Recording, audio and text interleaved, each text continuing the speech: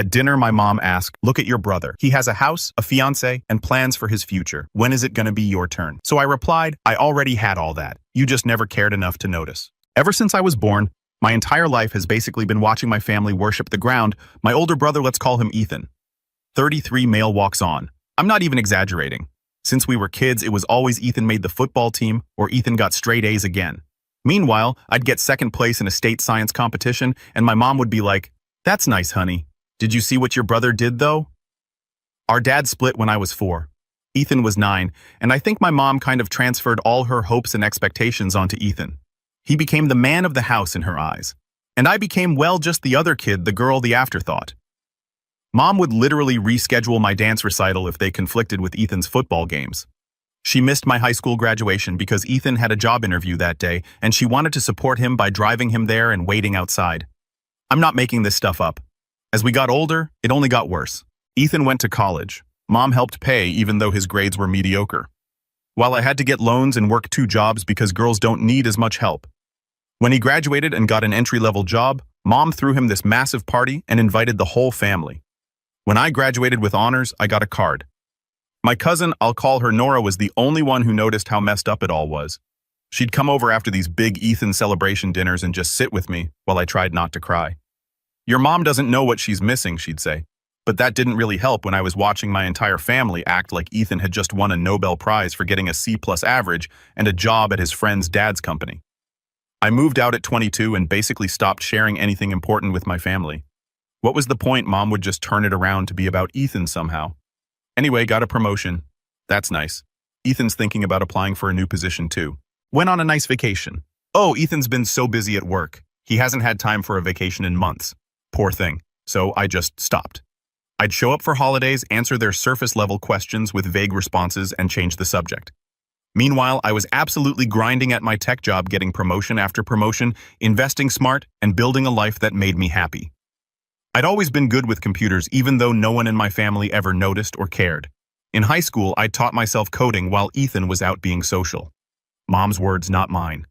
I started college as a computer science major, and despite working those 2 jobs to pay for it, I still graduated top of my class. I got hired at a startup right out of college. The pay wasn't great at first, but I got stock options as part of my compensation package.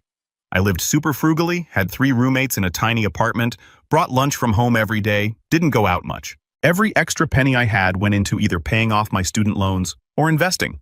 My mom would call occasionally, but our conversations always followed the same pattern. "Mom, how are you, honey?" "Me, I'm good. Work's going well." "Mom, that's nice. Did I tell you about Ethan's new promotion?" And we'd spend the next 45 minutes talking about Ethan. It was like clockwork. There was this one Thanksgiving about 3 years ago that really sticks in my mind. I had just been promoted to team lead at work, my first management position. I was really proud of myself, especially since I was the youngest team lead in the company's history. I went to my mom's house for dinner, actually excited for once because I thought maybe, just maybe, this was something she'd be proud of. Ethan was there with his girlfriend at the time. Not Vanessa. Some other girl whose name I can't even remember now. During dinner, my mom asked the usual, "So how are things?" Jade and I decided to actually tell her. "Actually, I got promoted to team lead last week," I said, trying not to sound too eager. "I'm managing a team of 6 developers now." Mom nodded absently. "That's nice, dear. Ethan, tell everyone about that client you landed." And just like that, the conversation shifted to Ethan's job selling insurance or whatever he was doing at the time. I sat there picking at my turkey while everyone ooh and ah over how Ethan had convinced some local business owner to switch insurance providers. Nora, who was sitting next to me, squeezed my hand under the table. She knew. She always knew. After dinner, I was helping with the dishes when Aunt Debbie cornered me in the kitchen. "So, Jade, any special man in your life yet?" I shook my head. "Not at the moment. I'm pretty focused on my career right now." She clicked her tongue and leaned in like she was sharing some profound wisdom. "Don't wait too long, sweetie. Men don't like women who are too career-oriented. Look at your brother. Already has a girlfriend and he's not even settled in his career yet." I just smiled and scrubbed harder at the gravy boat I was washing. There was no point trying to explain to her that I wasn't interested in the kind of guys who'd be intimidated by my ambition. That night, as I was leaving, my mom hugged me at the door. "It was good to see you, honey. You should come around more often." "I'm pretty busy with work," I said, "especially now with the promotion and everything." Mom's expression was blank for a second. Then she smiled. "Oh, right. your little promotion. That's wonderful, dear. Maybe one day you'll be as successful as your brother. I don't think she even realized how that sounded. To her, it was just a fact of life that Ethan was successful, and I was not, no matter the reality. I drove home that night and decided that I was done seeking their approval, done hoping for recognition, done setting myself up for disappointment. From that point on, I lived my life for me and me alone. And you know what? Things started going really well once I stopped caring what they thought. The startup I worked for took off. Back-to-back funding rounds, a growing user base, and a promotion to development director. As my team kept expanding, I was working insane hours but loving every second of it. Meanwhile, Ethan bounced from job to job. Insurance, real estate, some vague marketing gig, never staying put for more than a year. But according to my mom, every switch was a bold career move and proof that he was just too talented to be tied down. Last summer, my mom invited the whole family over for a cookout to celebrate Ethan's big news. I almost didn't go, but Nora begged me to come for moral support. She hates these family things as much as I do. "Please, Jade," she texted. "If I have to listen to Aunt Debbie ask me why I'm not married yet one more time without backup, I might actually lose it." So I went. When I got to my mom's backyard, I was greeted by a scene that was so over the top it was almost comical. Balloons everywhere. A banner that said, "Congratulations, Ethan," stretched across the patio. A cake that looked like a house sitting on the picnic table. Mom spotted me and rushed over, practically buzzing with excitement. "Jade, you made it! Isn't this exciting? Your brother has such big news." "Yeah, super exciting," I said, looking around at the decorations. "What exactly are we celebrating?" Mom's smile somehow got even bigger. "You'll have to wait for the announcement. Ethan wants to tell everyone himself." I grabbed a soda from the cooler and found Nora hiding in a corner of the yard, looking like she'd rather be anywhere else. "Kill me now," she muttered as I approached. My aunt already asked if I've tried dating apps because that's how young people meet these days. "An uncle told me my biological clock isn't getting any younger," I snorted. Family gatherings always a blast. We stood there watching as more relatives arrived, each one immediately gravitating toward Ethan and his girlfriend Vanessa, who were holding court near the grill. Ethan was wearing this smug smile I've known my entire life, the one that says he thinks he's better than everyone else in the room. Finally, after everyone had arrived, my mom clinked her glass with a fork to get everyone's attention. "Everyone, I'm so proud to announce that Ethan has been pre-approved for a mortgage. He's buying his first home." They hyped him like he figured out how to buy property without selling a kidney. My Aunt Debbie actually had tears in her eyes for a mortgage pre-approval. I wish I was kidding. Then my mom adds, "It's an Oakwood Heights 4 bedrooms, a finished basement, and everyone's gasping and clapping." Nora leaned over to me. "Is it just me? Or is this a really weird thing to throw a party for?" "It's not just you," I whispered back. My Uncle Rick spotted me at the edge of the yard and walked over. "So Jade's still renting that little apartment downtown?" I just smiled and said, "Yep, still there." He chuckled and patted my shoulder. "Well, maybe someday you'll get where your brother is. Not everyone can be successful right away." I just took a sip of my drink and walked away before I said something I'd regret. Later, as I was helping clean up, I overheard my mom and Ethan talking in the kitchen. "The down payment's going to be tight. Ethan was saying I might need to borrow a bit more than we discussed." Mom sighed. "Ethan, I already gave you $15,000. That's almost all I had saved." I know, he said. "But this house is perfect and Vanessa really has her heart set on it. We could always get another credit card for the rest." I slipped away before they noticed me. That conversation stuck with me for weeks afterward. On the drive home, I couldn't stop thinking about what I'd heard. My mom had given Ethan $15,000 for a down payment. $15,000. That was money she'd been saving for retirement. Money she couldn't really afford to give away. And what was that about getting another credit card? Something about the way he said it made me think it wasn't his first or even his second. Meanwhile, my mom had never offered me a penny when I moved into my apartment. In fact, she'd seemed annoyed when I'd asked if I could temporarily store some boxes in her garage until I got settled. The more I thought about it, the angrier I got. Not just at the obvious favoritism, which was nothing new, but at the way Ethan seemed to be taking advantage of our mom. She wasn't rich by any means. She worked as an administrative assistant at a local dental office, lived in the same modest house we grew up in, drove a 10-year-old car. That $15,000 probably represented years of careful saving on her part, and Ethan was talking about it like it was pocket change, already thinking about how to get more. The next day, I did something I'm not particularly proud of. I used some of my tech skills to look up Ethan's credit report. Not exactly legal or ethical, but I was worried about my mom and I wanted to know just how bad Ethan's financial situation was. What I found shocked me. Ethan had 5 credit cards all nearly maxed out. His credit score was abysmal. He had multiple late payments on his car loan. He'd recently applied for several new lines of credit, most of which had been denied.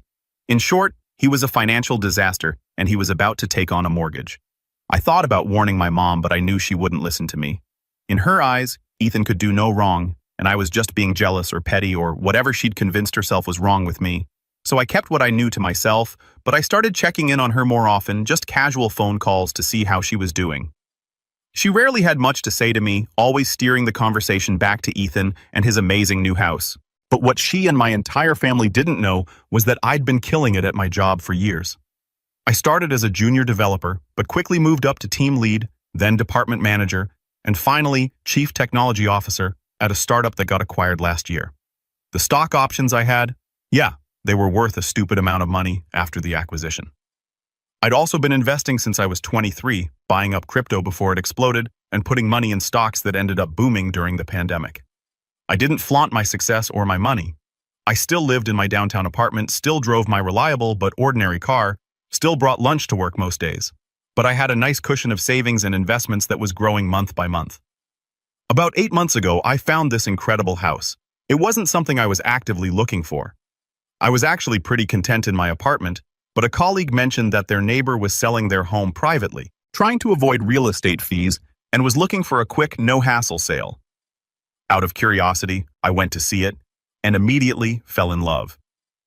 4,200 square feet, amazing kitchen with floor-to-ceiling windows overlooking this gorgeous wooded area, a separate office space that was perfect for my remote work, and enough bedrooms that I could have both a guest room and a home gym.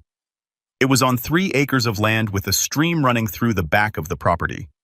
The previous owners had built a deck that wrapped around the back of the house, with steps leading down to a fire pit area surrounded by comfortable outdoor furniture. Inside, the main living area had vated ceilings with exposed wooden beams, a stone fireplace that reached all the way up, and hardwood floors throughout. The kitchen had been recently renovated with high-end appliances, a massive island, and custom cabinets. The primary bedroom suite was on the main floor with a bathroom that included a soaking tub positioned under a window that looked out onto the woods. Upstairs were 3 more bedrooms and 2 additional bathrooms. It wasn't cheap like at all, but I had the money. Actually had it. Not just pre-approved for a mortgage had it. So I made an offer, paid in cash, and moved in 2 months later. The first night in my new house, I sat on the deck looking out at the trees and listening to the sound of the stream and felt this overwhelming sense of peace. This was mine. I'd earned it all by myself without help from anyone. Did I tell my family? Nope, not a word. Whenever they asked how I was doing, I'd just say, same old, and change the subject. Mom never pushed for details. She never really cared enough to ask follow-up questions about my life. Nora was the only one who knew. She helped me move and almost cried when she saw the place. Jade, this is incredible, she said, spinning around in my new kitchen. I can't believe you did this all on your own. Believe it, I said, grinning. Wait till you see the back deck. She followed me outside and gasped at the view. Your family is going to lose their minds when they see this. I shrugged. They're not going to see it. I'm not telling them. Nora looked at me like I was crazy. What? Why not? This would shut them up for once about Ethan being the successful one. That's exactly why I said, I'm done trying to prove myself to them. I don't need their validation anymore. She nodded slowly. I get it. But man, I would love to see their faces if they knew. Maybe someday, I said. Just not today. For the next several months, I settled into my new home and continued living my life exactly as I wanted to. I set up my home office, joined a local hiking group, planted a vegetable garden, and even adopted a dog from the shelter, a scruffy mutt. I named him Oscar, and he quickly became my best friend. I was happy, really genuinely happy, and I didn't need my family's approval to feel that way. When Thanksgiving rolled around this year, my mom texted the family group chat, Ethan and Vanessa's house is finally ready. They've moved in, and they're going to host Thanksgiving this year. Can't wait for everyone to see their beautiful new home. I almost didn't go, but then I thought about the fact that I hadn't seen my family in months, and something in me just snapped. I decided it was finally time to stop hiding my success. The morning of Thanksgiving, I took Oscar for a long walk around my property, thinking about what I was about to do. Part of me wondered if I should just let it go, keep my success to myself, avoid the drama. But another part of me, a stronger part, was tired of being overlooked. Tired of watching Ethan get praised for things I'd done better. Tired of my mom's constant disappointment in me. "What do you think, Oscar?" I asked as we made our way back to the house. "Should I finally stand up for myself?" He wagged his tail and barked once, which I took as a yes. I left Oscar with plenty of food and toys, then changed into a simple but elegant outfit, dark jeans, a soft cashmere sweater, and a pair of boots I'd splurged on after the acquisition. Nothing flashy, but a far cry from the Walmart clothes I used to wear to family gatherings. I pulled up to Ethan's new house in my usual car. I never upgraded, even though I could afford to. Never saw the point in flashy stuff. It was nice, I'll give him that. Standard new construction in one of those neighborhoods where all the houses look the same. As I approached the front door, I could hear voices and laughter from inside. I took a deep breath, reminded myself that I had nothing to prove to these people, and rang the doorbell. Vanessa answered wearing an apron that said, "Hostess," with the moistest across the front. "Jade, you made it," she exclaimed, pulling me into an awkward hug. We'd met maybe 3 times before today, but sure hugging was happening. "Thanks for having me," I said, passing her a gift box of gourmet teas and handmade honey sticks. I found them during a weekend trip to a mountain market. Subtle luxury without trying too hard. "Oh, thanks," she said, glancing at the label without really looking at it. "Come in, everyone's already here." Inside, Ethan was playing tour guide, showing everyone around like he was on HGTV or something. "And here's the kitchen." Vanessa picked out all the finishes herself. "And we're thinking about putting a pool in the backyard next summer." Mom was trailing behind him like a proud shadow, adding her commentary. "Isn't the master bedroom gorgeous? And look at these countertops." I just smiled and nodded, helping Vanessa carry food to the dining room. I hadn't spent more than 10 minutes with her in total before today, but she seemed okay, just completely caught up in Ethan's world. Nora spotted me and immediately rushed over, pulling me into a corner of the living room. "You came, I wasn't sure you would. Couldn't miss seeing the famous house, could I?" I said with a small smile. She rolled her eyes. "It's been nonstop house talk since I got here. Look at our crown molding. Look at our recessed lighting. I'm about to recede myself right out the door." I laughed. "How long have you been here?" "Too long," she groaned. Aunt Debbie cornered me the minute I walked in to tell me about her friend's daughter who met someone on a dating app and is now married with twins. Apparently that's supposed to inspire me. "At least she's consistent," I said. Nora's eyes narrowed as she studied my face. "You seem different today, like you're, I don't know, almost enjoying this." I shrugged. "Let's just say I'm prepared for whatever happens." She looked intrigued but didn't get a chance to question me further as my mom spotted us and came bustling over. "Jade, there you are," she said. "Isn't Ethan's house just beautiful? So grown up, don't you think?" "It's very nice," I said neutrally. "He picked out all the paint colors himself," she continued, as if this was some kind of remarkable achievement. "And wait until you see the basement. They're turning it into a home theater." "Sounds great," I said. "How have you been, Mom?" "Oh, busy helping them get settled," she said, waving her hand. "You know how it is with a new house? So much to do, but it's all worth it. I'm just so proud of him." I nodded, biting my tongue. Now wasn't the time. Not yet. When we all sat down to eat, Ethan took the head of the table, of course, with Mom at his right hand and Vanessa at his left. I was stuck between Nora and Aunt Debbie, who immediately started interrogating me about my love life. "So Jade, any special someone yet?" "You're not getting any younger." I just shrugged. "I'm focusing on my career right now." Mom jumped in. "Jade's always been so independent. Not everyone is ready to settle down and build a life like Ethan and Vanessa." Ethan smirked. "Speaking of building a life, we're thinking of starting to try for a baby next year. We've got plenty of space now. More cheers, more congratulations." My mom actually wiped away a tear. "I can't believe my baby boy is all grown up," she said, squeezing his arm. "A beautiful home, a wonderful job, thinking about starting a family. You've done everything right, Ethan." Then she turned to me with that look she always gives me. This mix of disappointment and pity. "Jade, honey, when are you going to finally settle down? Don't you want what your brother has?" The table got quiet. Everyone was looking at me, waiting for me to make some excuse or change the subject like I always did. I took a slow sip of water, making them wait just long enough to get uncomfortable. Then I set my glass down carefully and said, "Oh, I already did. I just didn't invite anyone who doubts me." The silence was immediate. My mom's fork actually clattered onto her plate. Aunt Debbie's mouth fell open. And Ethan, his smug smile froze on his face like someone had hit pause. You what? My mom finally managed to say. I settled down. I repeated, taking another bite of turkey like it was no big deal. About 8 months ago, actually. What do you mean? Mom pressed her eyes, darting between me and Ethan. You didn't tell us anything about exactly. I cut in. I bought a house. I moved in. I built a life. I just didn't feel the need to announce it to people who've never shown interest in my accomplishments. Ethan tried to recover, forcing a laugh. Come on, Jade. A house is a pretty big deal. Kind of weird to keep that a secret, don't you think? I looked him dead in the eyes.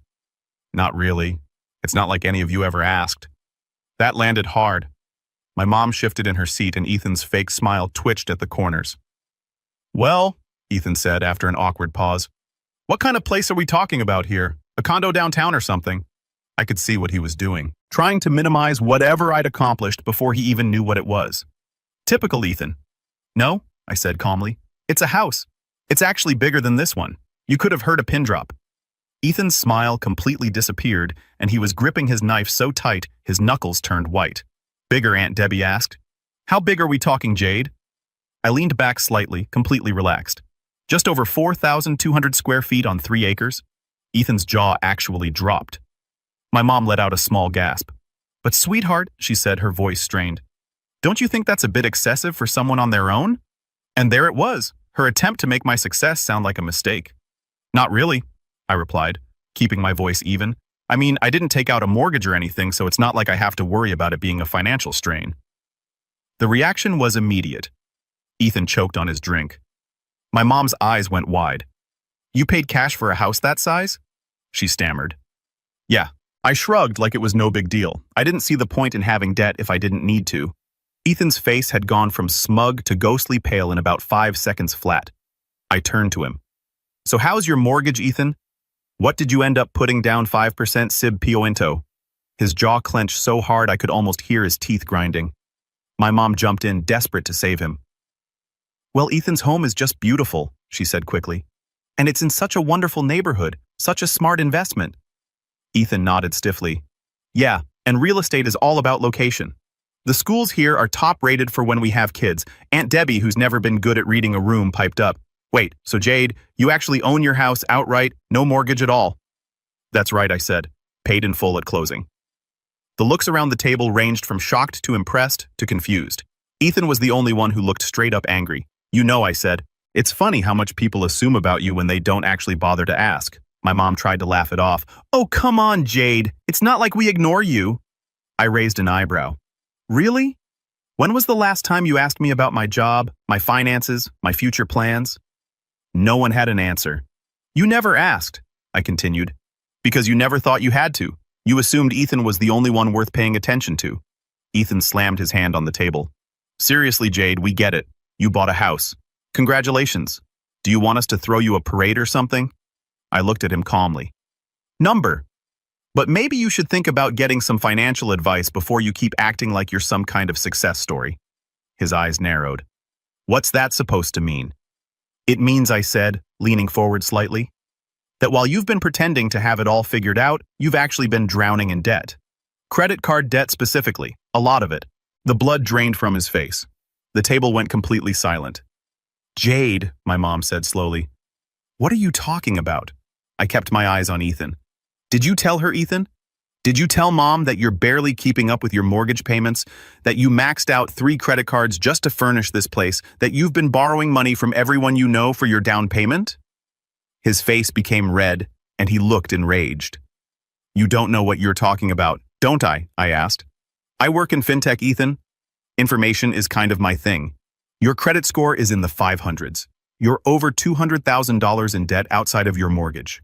You're one missed payment away from disaster. My mom turned to him, her face pale. Ethan, is this true? For once in his life, Ethan had nothing to say. How much did you borrow from Mom? I asked, though I already knew the answer. Was it just the $15,000 I heard about? Or was there more after that? Mom's head snapped toward me. How did you? I overheard you at the cookout, I said, the one celebrating his mortgage pre-approval. You know, the event that got a bigger celebration than my college graduation? My mom had the decency to look ashamed. Ethan looked like he was about to explode. You had no right, he hissed. No right to dig into my finances. And you had no right to take advantage of Mom, I shot back. To take her retirement savings for your down payment while knowing darn well you couldn't afford this house. The silence that followed was deafening. My mom looked between us, her perfect family image crumbling before her eyes. How did you do it? She finally asked me, her voice small. How did you afford a house like that? I took a deep breath. I worked my butt off. I got promoted 5 times in 6 years. I'm the CTO of my company now. My stock options were worth over $1 million when we got acquired last year. I invested smart. I didn't waste money trying to impress people. Ethan stood up so fast his chair fell backward. You think you're better than me? You think you've won something here? I stayed seated completely calm. I don't think I've won anything, Ethan. I just finally stopped playing a game that was rigged against me from the start. I looked around the table at my family's shocked faces, then at my mom, who couldn't even meet my eyes. For years, I said, I've watched you all fawn over everything Ethan does while treating me like an afterthought. You all acted like I was somehow falling behind in life when the truth is, I've been ahead this entire time. I stood up, grabbing my coat from the back of my chair. The saddest part, I said, looking directly at my mother, is that you'll never know how much I've accomplished because you never bothered to ask. You were so busy focusing on your golden boy that you completely missed the fact that your daughter was actually the successful one. My mom started to cry. Ethan was shaking with anger. The rest of the family sat frozen, not knowing what to say. I walked to the door, then turned back one last time. Next time you want to know about my life, I said, try actually listening to the answer. And with that, I walked out into the cold November air, got in my car, and drove home to my beautiful, fully paid-for house. For the first time in my life, I didn't feel invisible. I felt completely untouchable. 2 weeks after Thanksgiving, I was sitting on my back deck with Oscar watching the sunset over the woods behind my house. When Nora texted me, Mom says Aunt Debbie is still talking about your mic drop moment at Thanksgiving. Pretty sure you're a family legend now. I smile and text back, how's your mom doing? Good. She wants to know when she can come see your place. I may have shown her some pictures. I laugh. Tell her she's welcome anytime. You too, obviously, but make it clear my invitation doesn't extend to certain other family members. Nora responds immediately. Understood. Drama is still unfolding on that front. We'll fill you in when I see you.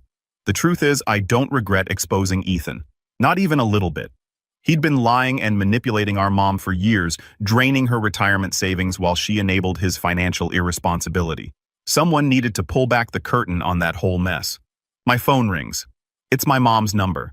This is the 5th time she's called since Thanksgiving. I haven't picked up yet. Part of me is curious what she has to say, but I'm not in any rush to hear it. After a moment of consideration, I hit decline and set my phone face down on the table. 10 minutes later, a text comes through. Jade, please, we need to talk. Ethan's having some financial troubles and I'm trying to help him figure things out. Maybe you could give him some advice. He's still your brother. I stare at the message, feeling a familiar anger rise in my chest. Of course this isn't about me or what happened at Thanksgiving. It's about Ethan. It's always about Ethan. I type back, let me get this straight. After I revealed that I bought a house in cash that's twice the size of Ethan's, after I told you that you've ignored my accomplishments for my entire life, your response is to ask me to help Ethan with his financial problems. Are you serious right now? 3 dots appear as she types, then stop, then start again. Finally, don't be like that, Jade. Family helps family. You've always been so independent. Ethan needs help. And there it is. My independence, my self-sufficiency. The very things that allowed me to build the life I have are still being used against me. Meanwhile, Ethan's helplessness is still being rewarded. I take a deep breath and type what I should have said years ago. Mom, I'm done. I'm done being the afterthought. I'm done watching you bail Ethan out while ignoring my existence. Even now, you're still not interested in my success. You're just looking for ways to use it to fix Ethan's mistakes. So no, I won't be helping Ethan and I won't be answering any more calls or texts about him either. I hit send, then immediately block her number. I do the same for Ethan and Vanessa. Then I turn my phone off completely and set it aside. Oscar comes over and puts his head in my lap. I scratch behind his ears, feeling lighter than I have in years. Just you and me now, buddy, I tell him. Well, us and Nora and her parents. That's enough family for anyone. I don't need their approval anymore. I don't need their validation. And I definitely don't need to set myself on fire to keep Ethan warm. For the first time in my life, I'm not just the afterthought, the other child, the invisible one anymore.